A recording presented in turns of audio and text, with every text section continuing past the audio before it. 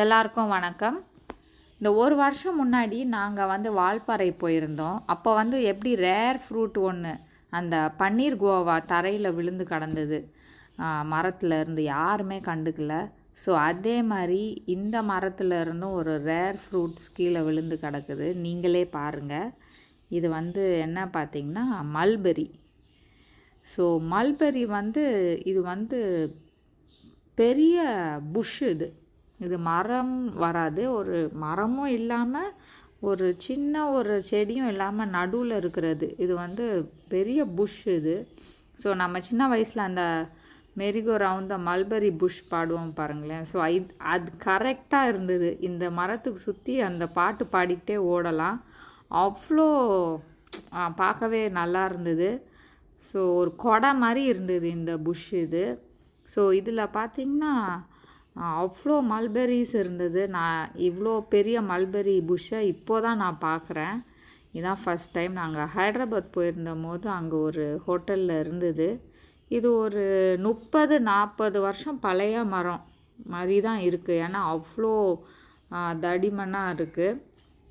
நிறையா பிரான்ச்சஸ்லாம் விட்டு பயங்கரமாக இருக்குது.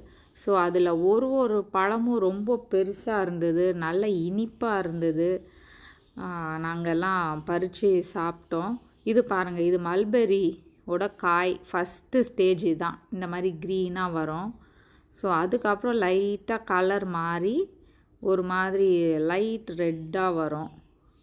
இதோ இப்படி வரும். ஸோ இந்த மாதிரி வரும் ரெட்டாக. இதிலேருந்து கொஞ்சம் டார்க் ரெட்டாக மாறும். அதுக்கப்புறம் நல்லா பிளாக் கலரில் இருக்கும்.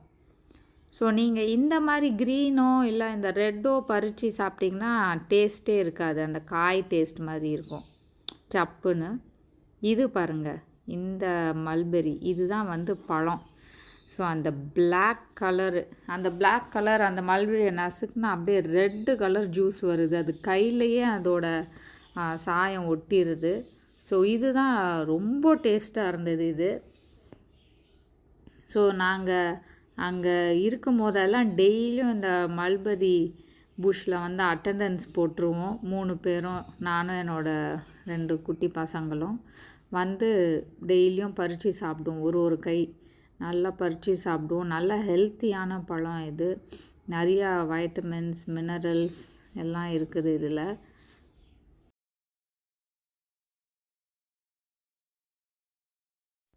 இந்த மல்பெரி செடி வந்து நம்ம ஒரு சின்ன தொட்டியில் வச்சு வளர்க்கலாம் வீட்டில். ஸோ நீங்களும் ட்ரை பண்ணி பாருங்கள் வளர்த்து. அதே மாதிரி யாராச்சும் இவ்வளோ பெரிய மல்பெரி ட்ரீ எங்கேயா பார்த்துருந்திங்கன்னா கமெண்ட்டில் சொல்லுங்கள். இதுவரை வீடியோ பார்த்ததுக்கு நன்றி. தொடர்ந்து வீடியோ பாருங்கள். மிக்க நன்றி.